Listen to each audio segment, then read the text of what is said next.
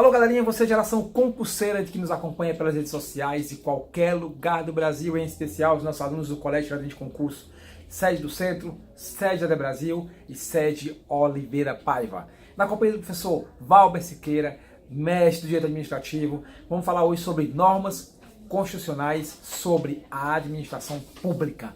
Nada melhor do que o mestre da área. Lembrando, prof. Valber Siqueira, estamos aqui com a turma da Guarda Municipal oficializadíssima manhã, tarde e noite, Guarda de Fortaleza, Guarda de Eusébio, e também estamos com a turma da PM, manhã, tarde e noite.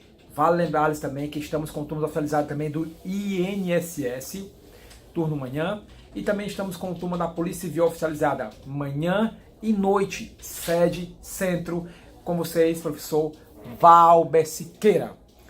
Bom, pessoal, primeiramente a todos uma boa tarde, esperando que todos estejam bem. O assunto de hoje é algumas dicas sobre as normas constitucionais sobre a administração pública. Estão aonde na Constituição? Dos artigos 37 ao 41, ok? Vamos conversar sobre algumas. Primeiramente, lembrar do caput da cabeça do artigo 37, que traz os princípios explícitos, né? Os princípios explícitos da administração pública, vocês sabem muito bem. É o LIMP, a legalidade, impessoalidade, moralidade, publicidade e a eficiência. Essa última introduzida ao texto constitucional através da emenda 19, de 1998. São os princípios básicos, os princípios explícitos da administração pública. Ainda no 37 você encontra algumas regras, como por exemplo as regras para acesso e cargos públicos, ok? Uma pergunta que se faz: todo cargo público necessita de concurso público, gente? O concurso público é um princípio, tá? O princípio do concurso público está, sim, no artigo 37, inciso 2º, ok? O acesso a cargos e empregos públicos necessita de concurso público. Agora, nem todos os cargos necessitam de concurso, você lembra muito bem, né? Os comissionados, eles não necessitam de concurso. Então, se a questão perguntar se sempre para cargo público necessitará de concurso, a afirmação está errada, ok? Com relação a emprego público, sim, este sempre existirá concurso público. Um concurso, por exemplo, para o Banco do Nordeste, para a Caixa Econômica, para a Petrobras e tantas outras estatais que nós temos, vocês sabem que lá contrata pelo regime seletista e empregados públicos. O prazo de validade desse concurso é até 2 anos, prorrogável uma única vez por igual período. Se perguntarem para você o prazo máximo de validade de um concurso, você vai afirmar que é 4 anos, né? Os 2 anos iniciais, se tiver que prorrogar, não é obrigado a prorrogar, é um ato discricionário, poderá prorrogar por igual período, né? Se foi o período inicial 2 anos, pode se prorrogar por mais 2, o que daria os 4 anos. Lembrar que acesso a cargos, empregos e funções, a Constituição estabelece a necessidade de um percentual mínimo, não é isso? Para pessoas com deficiência física ou deficiência mental. A Constituição não atrela especificamente só a física ou só a mental. Você sabe muito bem que também para concurso existem alguns critérios de reserva de vagas, né? Você sabe que pretos e pardos, a eles são dedicados nos concursos federais 20% das vagas. 20% das vagas federais vai para pretos e pardos, ok? Já pessoas com deficiência, isso tem que ver o percentual que a lei manda. Se for a lei 8.112, até 20% das vagas, né, dedicadas às pessoas que aí estão. Eu queria aproveitar para lhe dizer uma coisa: há hipótese de isenção em concursos públicos, não é isso? No caso federal, gente, nós só temos 2 isenções, tá? Que é o doador de medula, isso recentemente agregado através de uma lei, e o pobre perante a lei, aquele que tem o cadastro único, né? O NIS, né? Então, se você tiver esse cadastro, você pode então ficar isento de pagamento dessa taxa de inscrição, tá? Que é uma condição para a realização do concurso. Esse concurso, ele tem alguns critérios básicos, né? Para fazer concurso, você não precisa ter idade mínima, 18 anos, mas para tomar posse, sim. Você sabe que primeiro vem a nomeação, depois vem a posse, depois vem o exercício, ok? Bom, o que mais a gente pode trazer para você? A regra geral é que você só possa acumular no máximo 2 cargos, tá? No máximo 2 cargos. Agora, que tipo de cargo? A Constituição estabelece o tipo de cargo. Você pode acumular 2 cargos de professor, você pode acumular 1 cargo de professor com outro cargo técnico, de nível técnico, é nível médio, mas tem que ser nível técnico. Ou professor com cargo de nível superior, aí e não depende de que tipo de cargo é, basta que seja nível superior. Por exemplo, um auditor da Receita Federal pode, havendo compatibilidade de horários, dar aula em escolas públicas, né, digamos assim. Você também tem 2 da área de saúde, desde que as profissões sejam devidamente regulamentadas. O que acontece quando o servidor ele é pego numa situação irregular? A Lei 8.612 diz que abre um prazo para você abrir mão de um dos cargos. E se você fizer isso, é reconhecida a sua boa-fé.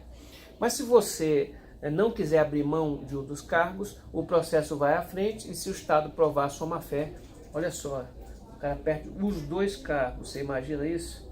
É uma coisa complicada, né? Tem muita gente que está acumulando ilegalmente, achando que o Estado um dia não vai descobrir. É uma questão de tempo isso acontecer, tá? Outro ponto lá também importante, a lei de improbidade administrativa, não é isso? Os atos de improbidade terão algumas consequências. Improbidade é desonestidade, ok? Atos de improbidade, eles vão gerar algumas consequências, entre eles a demissão, tá, do serviço público. Você também tem a indisponibilidade dos seus bens, suspensão dos direitos políticos, proibição de contratar com a administração pública durante um determinado tempo, enfim. Tudo isso regulamentado pela Lei 8429/92, que é a lei que trata dos atos de improbidade. Uma pegadinha muito conhecida para os seus ouvintes, as pessoas que estão ali acompanhando, é que não existe cassação dos direitos políticos. O que existe é suspensão dos direitos políticos, que pode variar no mínimo 3 até no máximo 10 anos. Então você pode ter essa variação, dependendo do tipo de artigo que você feriu lá, ok? E vamos pegar mais uma? Pode ficar à vontade. A parte que diz respeito à responsabilidade civil do Estado. A responsabilidade civil do Estado é objetiva, ok? E a responsabilidade do servidor é subjetiva. As pessoas jurídicas de direito público e as de direito privado prestadoras de serviço público responderão pelos atos que seus agentes nessa qualidade praticarem. E nesse caso, a responsabilidade é objetiva. Você que está propondo a ação, você não precisa provar o dolo ou culpa do agente, entendeu? O dolo ou culpa do agente vai acontecer quando o Estado for processar o agente, né? Essa responsabilidade é objetiva, ela é passiva de regresso na modalidade risco administrativo. Profezinho, além dessa viagem no tempo que fizemos aqui do artigo 34 ao artigo 41... É o 37. Não, 37 ao 41, no caso, podemos também aproveitar, porque muitos alunos ficam naquela dúvida quando se fala em atos. Quando se fala sempre é uma complicação, você sabe. Se você também aproveitar também fazer um resumo sobre isso, é bem interessante. Também quiser também fazer um resumo sobre poderes, também porque, prof, nós temos o quê? Até 20 minutos para poder fazer essa super dica, é bem interessante, se você quiser ficar à vontade. Ótimo, a gente poder dar continuidade, porque muitos pedem show, porque alguns vídeos nossos já passados aí, alguns show pede para aquele pessoal fazer resumo, porque é tão legal, porque o senhor vai falar no passo a passo, bonitinho, então fica à vontade de poder falar um pouco sobre atos. Eu vou falar atos assim, um resumão, certo? Porque você sabe o quanto esse assunto é complexo, né? Demais. Atos então, também é muito complexo. Os atos são manifestações de vontade do Estado, da administração pública ou daqueles que o representem, né? Sim. Não é só um agente público que pratica atos, um particular, se ele tiver numa delegação, por exemplo, ele pode praticar o ato. O princípio que baseia o ato é a supremacia do interesse público sobre o interesse privado. É para isso que o ato existe, ok? Nós temos vários tipos de atos, tá? Você tem atos punitivos, atos declaratórios, você tem atos negociais, enfim, nós temos uma gama gigantesca de atos. Esses atos administrativos são atos jurídicos, certo? Só que representa a manifestação unilateral da administração pública. Ok. Os atos têm atributos, que é o PAIT, presunção de legitimidade e veracidade, A, de autoexecutoriedade e de imperatividade ou poder extroverso, como alguns queiram, tá? E T, de tipicidade, segundo a ex-professora Maria Silvia Zanella de Pietro, ok? Então, parte são as características. Lembrando que nem todas as características estão presentes em todos os atos, ok? A autoexecutoriedade, que é um deles, né? E a imperatividade não estão presentes em todos os atos. Pode ter uma questão que lhe pergunte isso. Além dos atributos ou características, você tem os elementos. Os elementos são competência ou sujeito competente, finalidade, forma, motivo e objeto. Os 3 primeiros são elementos vinculados. Já os 2 últimos, que é o motivo e o objeto ou móvel, são situações que podem ser discricionárias. O mérito administrativo, ele diz respeito, ele orbita ao motivo e ao objeto. Okay? Profezinho, quando se fala em discricionário e vinculado, que muita gente às vezes fala, que nome é esse? Assim, eu penso assim, vinculado é aquilo, está na lei, só pode ser aquilo e pronto, seria assim. Pronto. Discricionário há uma margem de liberdade, ou seja, quando se trata da administração pública, ela faz, se bem entender, se for melhor, se for viável para ela. É mais ou menos assim. Me permita uma metáfora? Você vai para o médico, ok? Aí você vai te consultar, você está com um problema. Aí ele vai e faz o diagnóstico. Ele diz para você o seguinte: olha, para você se curar, só existe este tratamento. Aí só dá um tratamento para você. Aí você pergunta, tem outro tratamento? Não, é só esse aqui. Ótimo. Então isso é uma situação vinculada. A situação vinculada, a administração só tem uma saída, uma solução. Certo? Por exemplo, a aposentadoria compulsória no serviço público. Hoje é 75 anos. Não tem outra alternativa para o servidor efetivo quando chega aos 75, senão se aposentar. Tá? Isso é uma situação vinculada ou regrada. Quando chega na situação discricionária, não. Vamos usar a metáfora mais uma vez. Você vai para o médico e o médico diz, olha, nós temos vários tipos de tratamento para essa doença. Aí qual tratamento você vai usar? Aquele que for melhor para você, o mais conveniente e mais oportuno. Então a ideia é essa. São várias situações discricionárias, todas previstas na lei, e o que é que vai ser escolhido? Aquela que for melhor para o interesse público. Um exemplo, a escolha de um itinerário para um ônibus. Quem fixa isso é o Estado. Ele escolhe as melhores ruas, se é para dobrar à esquerda, à direita, onde ficam as paradas de ônibus, tudo isso é uma situação que o Estado define. E ele define de acordo com essa história da vinculação à discricionariedade. Ok? Você tem esses 2 elementos. Muito importante, mas muito importante, anulação e revogação do ato, né? A anulação só acontece quando o ato é ilegal, certo? Você não pode anular um ato que é legal, tem que ser ilegal. Essa anulação pode ser feita pela administração pública ou, pelo judiciário. O judiciário só pode agir se for provocado, ele não age sozinho. Já a administração pode agir sozinha, que é a autotutela que ela tem, ou provocada, certo? A anulação gera um efeito chamado efeito ex tunc, que é o efeito retroativo, aquele que volta ao passado, que torna tudo nulo, ok? Já a revogação, ela é baseada em um ato que é legal, só que se tornou inconveniente e inoportuno. Já o efeito é o ex nunc, certo? Que é o efeito que não retroage, é o efeito prospectivo, certo? Quem pode revogar? Somente a administração pública pode revogar, certo? O judiciário não pode revogar atos de outro poder. Ele pode revogar seus próprios atos. E a revogação tem a ver com conveniência e oportunidade, ok? Você tem mais o que falar sobre atos, né? Mas acho que isso aí já é interessante. Já tem um bom, já tem uma né? boa saída aqui. Você tem mais algum questionamento? Profzinho, agora para poder finalizar, quando se fala assim sobre o poder, quando se fala sobre poder, abuso de poder, que é um dos assuntos muito cobrados no dia a dia. Vamos fechar o nosso vídeo falando sobre isso. A regra geral é o que a gente chama de abuso de autoridade ou abuso de poder. Tá? Todo cargo, pequeno ou grande, tem um certo poder que a administração pública dá, mas dá o cargo, né, para que o ocupante possa desempenhar suas funções. Ok. O problema não é o uso do poder, é o abuso do poder. E o abuso do poder é o gênero, que tem 2 espécies. O excesso de poder, que fere a legalidade, quando a pessoa exorbita, quando ela vai além do que o seu cargo dita, o que a lei dita para ele fazer, é o excesso de poder. Veja que ele é competente para praticar o ato, mas ele vai além, tá, do que a lei estabelece. Já o desvio de poder, também conhecido como desvio de finalidade, o sujeito ele também é competente, porém ele pratica o ato não tendo como objetivo atender o interesse público, que é a grande finalidade, né, dos atos administrativos, é o interesse público. Então, ele pratica o ato, mas tendo como objetivo o interesse próprio.